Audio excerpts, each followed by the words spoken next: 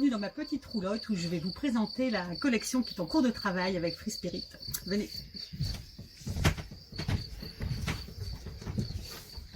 C'est l'endroit parfait, vous voyez, pour une petite séance de travail. Donc, ce que vous allez voir là, ce sont des petits échantillons. D'habitude, je ne sais pas ce que vous voyez, mais puisqu'on on fait la séance de travail ensemble, vous allez voir donc les petits échantillons avec les petites gammes de couleurs, les petits morceaux découpés. Voilà, c'est un peu brut, mais comme on ne peut plus faire de salon pour vous présenter les collections en cours, autant vous amener dans notre univers et vous présenter notre inspiration. Pour cette collection qui s'appelle le Jardin de la Reine, j'ai imaginé un petit royaume au XVIIIe siècle avec à sa tête une reine intrépide, coquette, volontaire, dans un esprit un peu jardin de Versailles, on va dire, voilà, avec des coloris très tendres, très poudrés, des fleurs, un aspect très féminin. Donc cette reine aime beaucoup les jardins. Donc pour ce premier dessin, je suis partie de cette inspiration-là, vous voyez, les cartouches qu'on retrouvait sur les murs ou sur le mobilier dans les châteaux, avec des éléments un petit peu d'architecture, des choses en bois sculpté, des petits treillis, avec des fleurs, voilà, des petites guirlandes de fleurs qui courent un peu partout, des compositions assez ordonnées, assez symétriques, ce qui a donc donné ce motif-là. Vous voyez cette composition assez classique avec des petites fleurs plus légères qui viennent grimper à l'assaut de cette structure. Il existe dans une gamme assez tendre, dans les bleus, dans les verts, et dans une gamme ici un petit peu plus tonique et un petit peu plus percutante en orange et en jaune. Alors cette reine, n'est-ce pas, un fruit favori aussi, c'est la fraise. Donc fraise qu'on va retrouver dans ce motif-ci. Vous voyez, la petite fleur de fraisier immaculée au milieu, et puis les petites fraises des bois bien rangées, comme c'était la mode à l'époque dans les jardins, où on faisait vraiment des petits carrés très ordonnés, très réguliers. Une coloration assez pétante pour ce tissu-là, avec un bleu turquoise voilà, qui réveille un peu. Donc si notre reine aime les jardins, ce n'est pas pour rien, parce qu'effectivement, vous voyez, à l'époque, les jardins sont très à la mode. On fait de très beaux plans de jardin comme ici, et ce qui plaît beaucoup, ce sont les jardins très structurés, ce qu'on appelle les jardins à la française, avec des massifs très bien taillés, très géométriques, avec des taupières taillées, vous voyez, comme ici, où les végétaux deviennent vraiment des ornements très graphiques. Donc ça a donné ce motif là qui évoque effectivement les taupières comme vue du ciel un peu. Voilà, donc de loin, ça va devenir quelque chose de plus uni, et de près, on va retrouver cette structure géométrique qui peut être intéressante à mélanger aux fleurs et qui apporte une note un petit peu plus rigoureuse dans les patchwork. Et c'est souvent intéressant ce mélange fleurs et géométrique. Donc ça, c'est le petit motif taupière. Donc il existe aussi dans un coloris rose assez tendre qui va aller avec toutes les fleurs qu'on va voir tout à l'heure qui sont dans cette gamme-là. Et donc dans les jardins, il y a aussi quelque chose qui fait fureur, ce sont les labyrinthes. Les labyrinthes voilà, de buis taillés qu'on retrouve dans beaucoup de châteaux, n'est-ce pas? Donc notre reine adore ça. Et on va les retrouver ici en petite échelle, ce qui va apporter un effet faux uni, qui de loin voilà, donne une impression d'uni, mais qui, quand on se rapproche, montre voilà, un petit peu plus de richesse et de travail, un petit travail très minutieux. Donc là, ça va donner des calmes dans vos patchwork. Et ça va être bien pour mettre en valeur des dessins un petit peu plus soutenus et un petit peu plus denses. Donc dans ces labyrinthes, il se passe des tas de choses. Il y a sûrement des intrigues amoureuses, des intrigues de cour, n'est-ce pas, puisque la cour de la reine doit sûrement regorger de petites histoires. Et donc ce dessin-ci, si vous regardez bien, vous allez retrouver l'espionne de la reine qui s'y cache. Regardez bien, son œil est là, voilà, elle est cachée dans les bosquets et elle espionne pour le compte de la reine. Donc cette composition-là, avec cette bande symétrique, avec des fleurs, des petits branchages, est inspirée des gilets d'hommes qu'on avait à cette époque-là, qui est vraiment des petites merveilles rebrodées au fil de soie, comme ça, vous voyez, des petites fleurs, des petits branchages, une très jolie composition symétrique.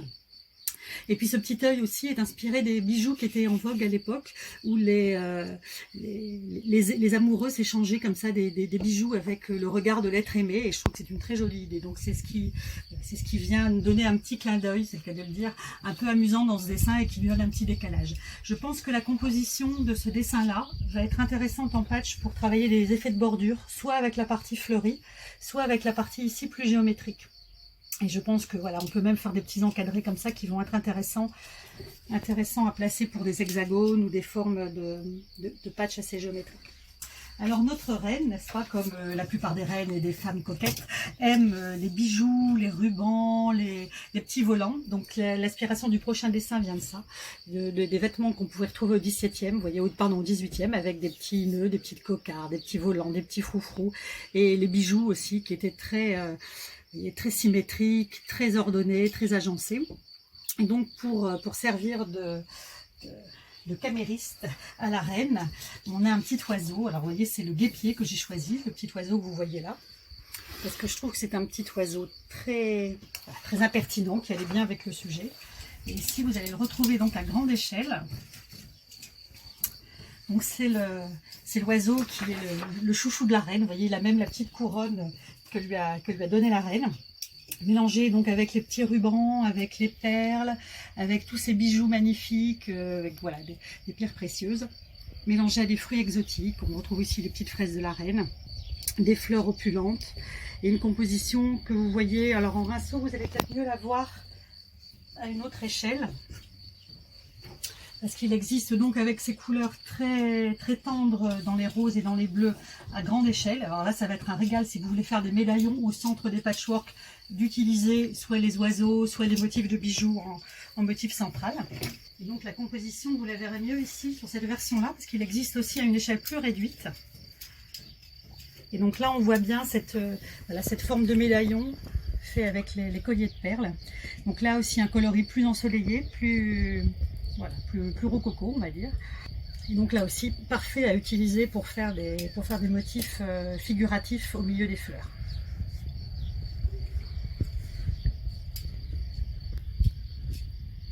Alors les oiseaux, la reine les aime bien évidemment au naturel, mais elle les aime aussi, comme c'est la mode à l'époque, sous forme d'automates. Vous voyez, on invente à cette époque-là des petits mécanismes qui s'appellent les oiseaux siffleurs, et ce sont des petites machineries dans lesquelles il y a des petits oiseaux, et quand on tourne la clé, ça se met à chanter, à siffler, et les dames de la cour sont folles de ces petits oiseaux. Et pour le prochain dessin, donc qui s'appelle les musiciens de la reine, j'ai imaginé mélanger à cette floraison exquise, parfumée, là typiquement, vous voyez, c'est le lit de la reine à Versailles. Donc vous voyez, on aimait nager dans les fleurs pour s'endormir. Donc ce tissu-là reprend cette inspiration. Donc avec les petits perchoirs ici, avec des petites guirlandes de fleurs qui courent autour des perchoirs à oiseaux, des fleurs très voluptueuses qu'on peut imaginer parfumées, des pavots, des grandes fleurs. Donc il y a toute une série de petits oiseaux comme ça qui chantent la sérénade à la reine, à la demande. Donc sur un fond bleu tendre qui est vraiment là aussi très féminin et ravissant. Donc une grande échelle pour ce modèle-là. Mais vous allez le voir, il existe aussi sur un fond un peu plus soutenu. Voilà. Donc là, les oiseaux sont bien visibles aussi sur ce fond bleu. Donc à utiliser, voilà, comme petit élément, vous allez faire un focus sur les oiseaux, ou alors le laisser comme ça mélanger aux fleurs. Et puis c'est un petit détail qu'on découvre petit à petit quand on regarde le dessin plus attentivement.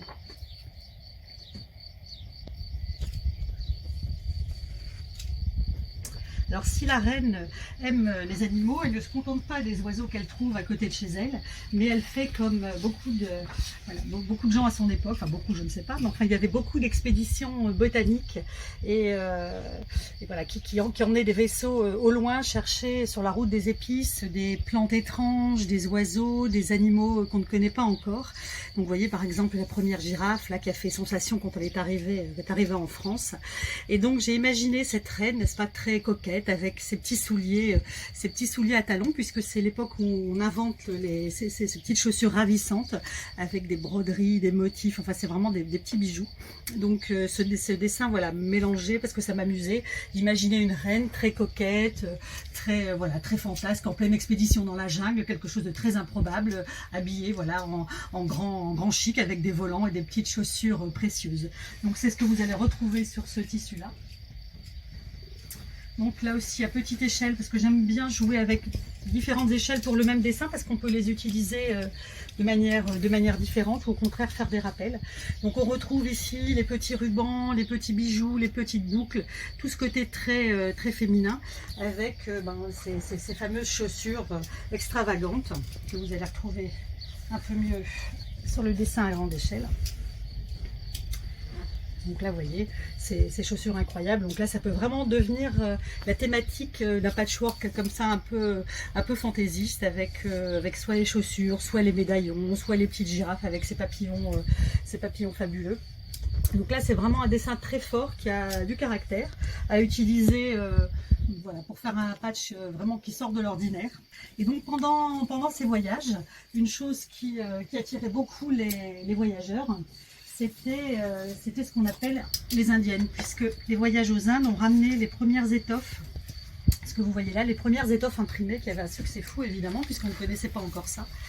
Et donc vous voyez ces petites fleurs très légères imprimées au bloc, qui sont très en vogue au XVIIIe siècle. Donc c'est ce qui sert de base donc au dernier dessin de la collection que vous allez avoir là. C'est un dessin très facile, je pense, à utiliser. On retrouve les éléments un petit peu baroques derrière, les volutes, ces petits éléments 18e. Et par-dessus, ces fleurs stylisées typiques des indiennes, donc des fleurs un petit peu exotiques pour l'époque. Et donc ce petit mélange-là va parfaitement fonctionner avec les autres dessins comme un petit coordonné assez facile à mélanger. Donc au niveau des gammes de couleurs, vous avez deux partis pris assez forts. Cette gamme-là qui est assez calme, qui est très douce, très féminine, vous voyez, avec des choses fleuries, des gammes de rose, de bleu tendre. On peut relever également quand même par des petits éléments plus forts, comme ce rose qui est là, qui marche aussi avec ça, évidemment. Vous voyez, ça fait une jolie association. On peut y remettre des verts qui vont rappeler les verts des feuillages. Voilà, donc là on a une dominante plutôt féminine, plutôt pastel, qui va donner lieu, je pense, à des choses assez intimistes. Ça peut faire des jolies petites nappes, à thé, des coussins, des petits plaids volantés pour la chambre. Quelque chose de très féminin, très français, très doux. Ça c'est un parti pris possible. L'autre, c'est partir sur des choses beaucoup plus toniques, comme celle-ci.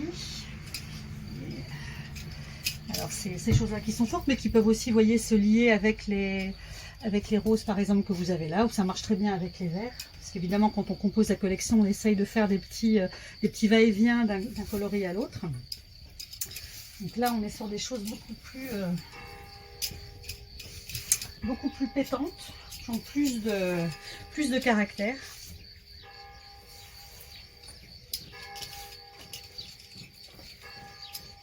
Voilà, donc vous voyez là on est sur une gamme beaucoup plus forte qui va donner des patchworks beaucoup plus affirmés, beaucoup plus tranchés, qui vont être intéressants aussi. Et bon, rien ne vous empêche par contre de mixer les deux, puisque effectivement vous allez pouvoir faire des petits mariages. Vous voyez le petit jaune qu'on retrouve là, vous allez l'avoir ici, c'est pareil, on en retrouve ici un petit peu. Donc ça va être vraiment un grand bonheur, je pense, de créer en mélangeant tous ces imprimés, tout cet univers. Alors moi je ne suis pas une grande spécialiste du patch, je me contente de faire des choses assez simples, mais je vois parfois dans vos publications des choses très créatives et fabuleuses, donc maintenant ça va être à vous de jouer, à vous de mélanger. Moi je propose des dessins et puis vous allez sûrement proposer des magnifiques patchworks, donc j'ai hâte de les voir. Donc voilà, à vous de jouer à la reine du patchwork, maintenant c'est à votre tour. À très bientôt.